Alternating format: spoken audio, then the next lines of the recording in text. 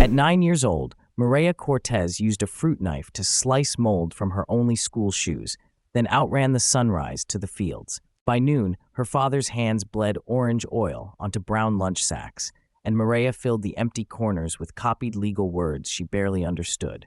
She first heard the law, not in a classroom, but through trailer wall seams where landlords pushed eviction notices like winter through cracks.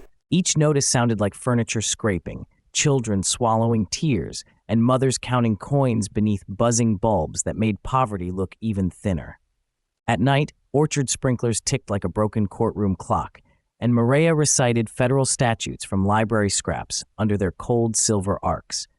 Her mother could not explain those pages, but she taught Mireya to circle every word she could not afford to ignore. So Mireya built her own education from leftovers, copying terms onto grocery receipts, seed invoices, napkins, and the stiff paper sacks carrying tortillas. While other kids memorized pop lyrics, she memorized phrases like due process and unlawful seizure beside crates stacked taller than her. By 13, she could sort citrus in the dark, calculate wages faster than supervisors, and spot contract lies hidden between harmless-looking lines. The obstacle was never laziness or lack of talent. It was exhaustion dressed as normal life, asking her to stop dreaming by dinner. School ended with the bell for others, but for Mireya it continued in buses smelling of fertilizer and jackets damp with sweat. She studied with her knees as a desk, balancing borrowed textbooks while younger cousins slept against her shoulders and highway lights flickered by. When teachers praised her essays, she smiled politely because no gold star had ever stopped an eviction notice from sliding under a door. So she made a brutal, specific rule for herself. Every fear had to become a task she could finish before sleep. If tuition scared her, she hunted scholarships line by line until dawn and mailed applications with stamps bought from skipped sodas. If a court opinion confused her, she rewrote it by hand in plain English until the logic stopped feeling like barbed wire.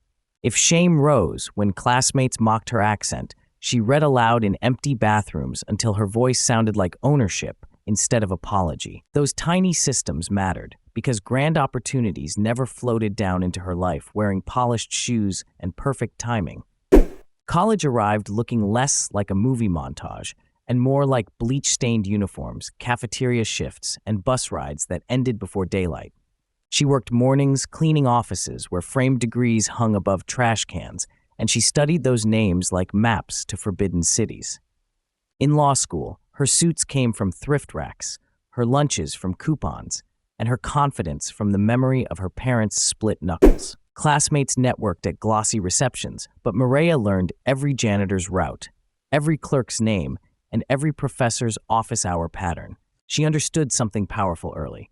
Access often hides in places ego refuses to enter, behind basement doors and unlabeled schedules. So while others chased impressive introductions, Mireya chased usefulness, volunteering for tedious research nobody wanted and filing papers nobody noticed. She arrived before dawn at the courthouse basement, where old case boxes breathed dust and fluorescent lights made every ambition look temporary. There she learned how justice really moved, not in dramatic speeches, but in stapled exhibits, accurate dates, and deadlines nobody forgave. She checked citations until her eyes burned, carried records upstairs, corrected mislabeled affidavits, and slowly became the person trusted with difficult messes. Judges forgot her shoes, but remembered her precision, because competence repeated enough times becomes louder than pedigree. The courthouse taught her another strategy that changed everything. Never complain about closed doors before checking whether work creates a side entrance. So she treated each invisible task as a public audition, knowing systems reveal themselves to people who learn their hidden hinges. Years passed in calendars marked by overtime, exam prep, family remittances, and cheap coffee rings staining legal pads beside borrowed lamps. She failed nothing glamorous, but she survived hundreds of ordinary defeats that crushed dreams quietly, including fatigue, doubt, bureaucracy, and bills. More than once, she considered taking the safe road, finding steadier hours, sending money home, and shrinking her ambition to fit survival. Then, another family would receive an eviction notice. Another worker would sign a contract they could not read, and her resolve hardened again. She did not want prestige as decoration. She wanted language sharp enough to cut openings where her community had only walls. When she finally earned the clerkship everyone said was out of reach, she celebrated by replacing her mother's leaking trailer roof. The image was almost biblical in its simplicity. Legal books in the passenger seat, tar paper on her shoulders, and rain losing. Her rise was never clean or cinematic because each milestone dragged old responsibilities behind it, like mud on work boots. She still translated forms at family tables, still explained insurance letters, still drove cousins to hearings before her own briefs were finished. But carrying people did not weaken her climb. It sharpened the reason for it and trained her judgment in real consequences. Eventually, the girl who learned statutes beside orchard sprinklers took the oath in a black robe heavy as accumulated weather. On the day she entered federal court as a judge, her hands looked almost the same as her father's. Strong, scarred, unsentimental, ready. She knew paper can uproot a family faster than drought because she had watched signatures do what storms could not. So when a case reached her bench involving land seizures and manipulated notices targeting farmworker housing, she read every page like rescue work. The file smelled of polished offices, but between its neat paragraphs she could see trailers, lunch sacks, unpaid gas bills, and children packing fast. She noticed the trap immediately. Notices written to confuse, deadlines buried, rights obscured beneath language crafted to exhaust the poor into surrender. Many would have scanned for precedent only, but Mireya scanned for pressure points where procedure was being weaponized against comprehension. Her ruling came not as mercy, but as exacting law applied with the discipline she had practiced since childhood on scraps of paper.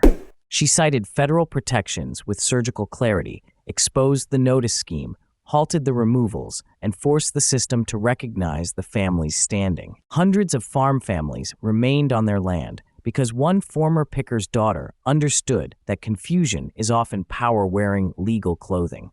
In chambers afterward, the victory did not feel abstract. It felt like hearing 1,000 trailer walls exhale at once. That is the lesson her life offers. Do not wait for ideal conditions when repetition can build fluency inside chaos. Turn every recurring fear into a repeatable drill, every confusing system into a language project, every invisible task into visible evidence of trustworthiness. Learn names, learn processes, rewrite complex things simply, and practice before anyone is clapping, because mastery often begins in rooms nobody photographs.